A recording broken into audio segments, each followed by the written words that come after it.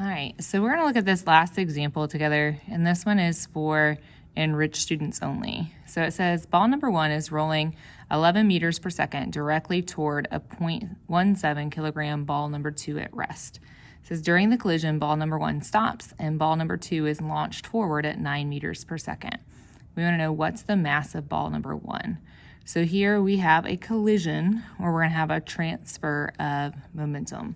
So the first thing I'm gonna do is just draw a picture of what's happening. So I'm gonna have ball number 1, and I have no idea what its mass is. So I'm gonna put that as a question mark. And then I know it's going at a speed of 11 meters per second. So I'm gonna say that speed is 11 meters per second. And it hits or collides with ball number 2. So I'm gonna use a different color for ball number 2, make that one red. And ball number 2, it says has a mass of 0.17 kilograms. And once it gets hit, it actually starts moving at a speed of 9 meters per second. All right.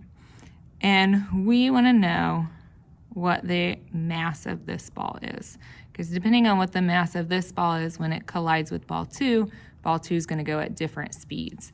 And that's all based on the law of conservation of momentum, which means we can't create or destroy momentum. So what this is saying is the momentum of ball number 1 has to be equal to the momentum of ball number 2.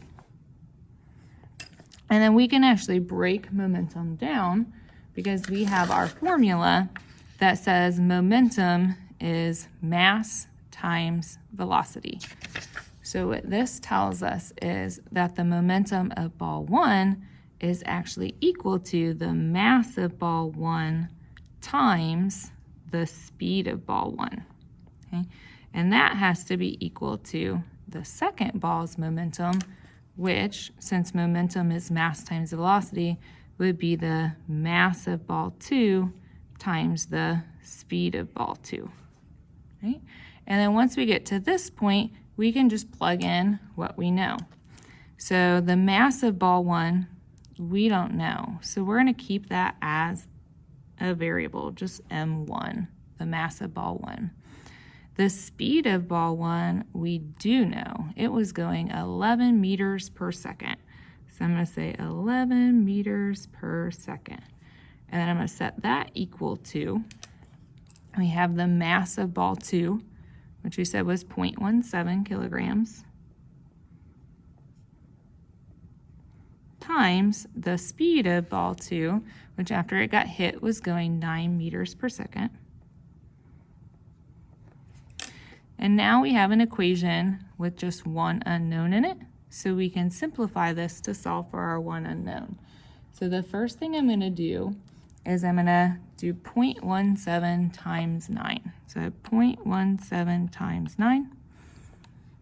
And that says the right side of my equation here is going to be 1.53. So I'm going to say this side is 1.53.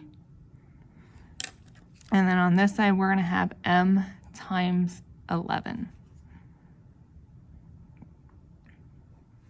All right, my goal is to get m by itself. So to get m by itself, I have to get rid of this 11. Since the 11 is multiplied on, I'm going to do the opposite. I'm going to divide. Whatever I do to one side, I have to do to the other. So then to find m, I'm going to take 1.53 divided by 11. So I can do 1.53 divided by 11. And that tells me that the mass of the original ball is 0. And then I see the 9 is going to round the 3 up. So I'm going to say 1, 4. And mass is in kilograms, so I'm going to say kilograms.